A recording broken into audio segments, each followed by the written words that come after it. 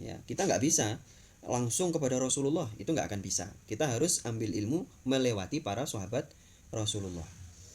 Nah, para sahabat Nabi dengan segala perbedaannya itu juga mereka lah yang membuat Islam itu tetap ada sampai hari ini.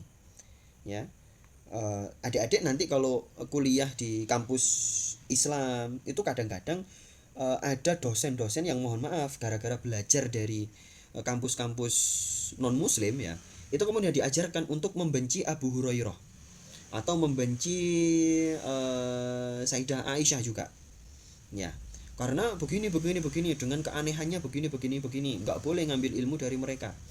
Itu banyak loh di kampus-kampus Islam itu dosen-dosennya yang bermasalah ya, makanya harus hati-hati. Nah, malam hari ini bahwa semua sahabat Nabi itu uh, menjadi jalan nampaknya agama Islam dan hilangnya segala macam riwayah atau ghawayah ya, kesesatan apapun itu hilang semuanya. Qala ta'ala wa bin najmi hum yahtadun. Nah, sebagaimana firman Allah, dengan bintang-bintang itulah mereka mengambil petunjuk. Ayat ini adalah tentang para pelaut pada zaman Rasulullah dan para masa jahiliyah. Kalau berlayar di laut kan mestinya kita ngambil petunjuk ya dari bintang-bintang.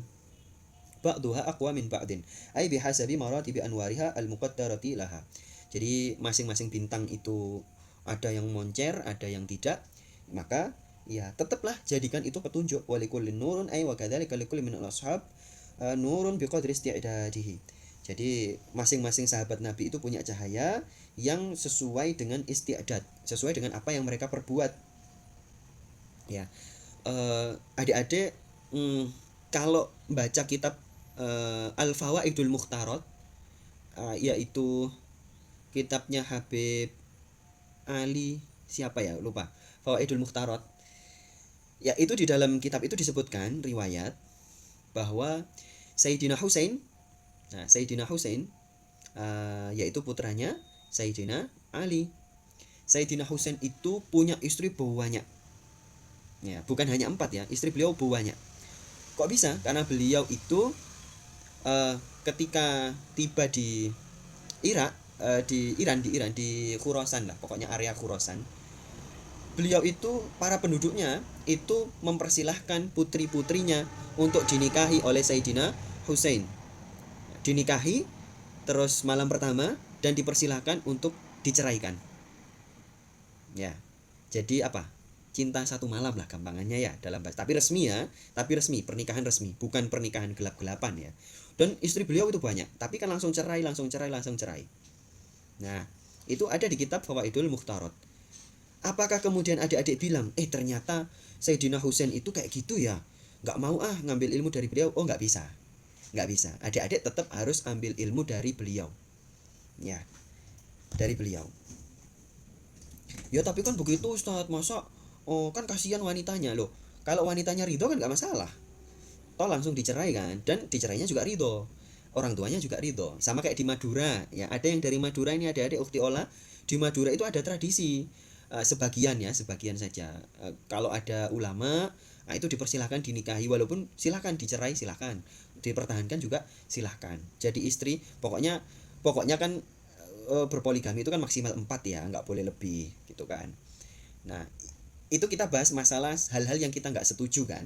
Nah, para sahabat Nabi juga begitu adik-adik. Faman akhadha bi syai'in mimma hum alaihi bayanu syai'in min ikhtilafihim bayanu ma huwa indi ala hudan wa fihi an ikhtilafal a'immati rahmatun lil ummah. Nah, di sini bahwasannya perbedaan para imam ya, yaitu para sahabat Nabi semuanya itu kan imam.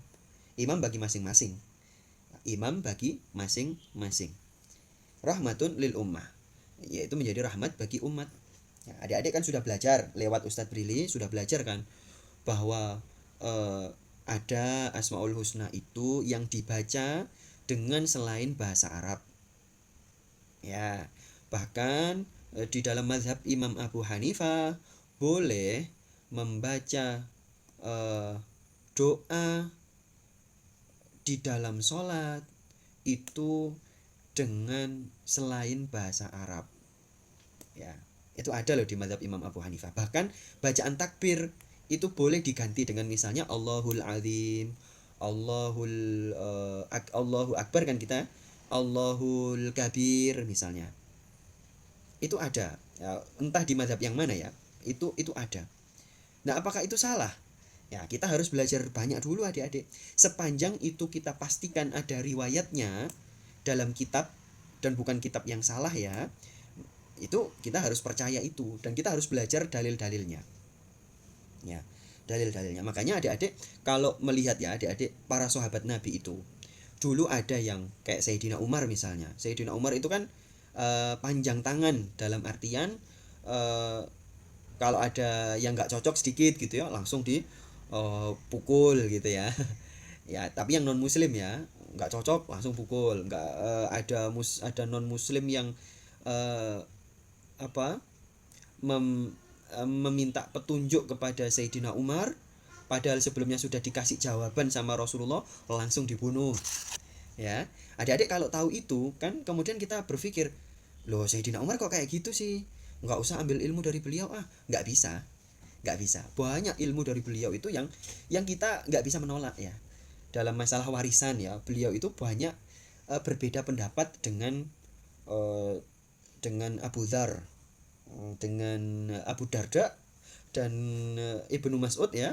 Wah malah adik-adik kalau tahu banyak perselisihan para sahabat Nabi itu pasti akan bertanya-tanya, loh katanya mereka itu bintang kok kayak gitu ya. Nah makanya adik-adik mulai sekarang dibenerin logikanya, diberesin pikirannya bahwa dengan segala kekurangan mereka kita tetap belajar Islam itu melalui mereka karena mereka jauh lebih dulu belajar Islam daripada kita yang baru kemarin sore ya kan.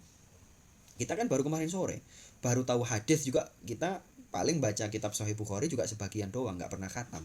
Atau ada yang oh sudah Ustadz saya sudah khatam Sahih Bukhari, oh bagus.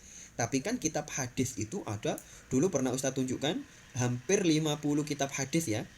Masih ingat gak dulu setahun yang lalu atau 2 tahun yang lalu ya, kitab hadis itu ada sampai 50 judul. Nah, masing-masing judul itu bisa 4 jilid, ada yang sampai 20 jilid. Ya, ilmu itu banyak adik-adik ya, makanya belajarlah Islam terus dengan segala keanehan-keanehan yang mungkin kita temukan dari guru-guru kita. Ya, tapi kalau sudah maksiat ya, kalau sudah maksiat, sudah zalim, jangan diambil ilmunya. Cari guru yang lainnya. Ya, cari guru yang lainnya. Ya, karena guru masih banyak ya. Ya, dulu Ustadz punya idola, salah satu guru ya. Gurunya Ustadz itu idola banget. Beliau itu muridnya Abuya Said Maliki. Ya, gurunya muridnya Said Maliki dan lama di Rusaifah sana. Tapi setelah Ustadz Brili belajar, dalam sekian waktu Ustadz Brili baru tahu ternyata beliau itu bermusuhan dengan saudaranya sendiri. Bermusuhan sampai bertahun-tahun. Bermusuhan sampai gak menyapa. Maka Ustadz Brili ya buat apa cari ilmu dari beliau? Dalam hal sepele saja tidak diamalkan. Sama saudaranya sendiri gak akur. Padahal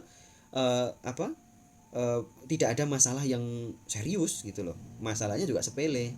Nah seperti itu ya. Misalnya adik-adik melihat Ustadz Brili ini kok kayaknya punya maksiat ini deh, nggak usah ambil ilmu dari Ustadz Brili, tidak apa-apa, cari guru yang lain yang lebih banyak ilmunya yang bagus. Tapi adik-adik kalau adik-adik itu setiap lihat ada guru yang maksiat padahal ilmunya banyak, terus adik-adik cari guru yang lain, maka ini nantinya agak bermasalah juga. Ya, sepanjang dianya itu segera bertaubat ya, guru kita itu segera bertaubat.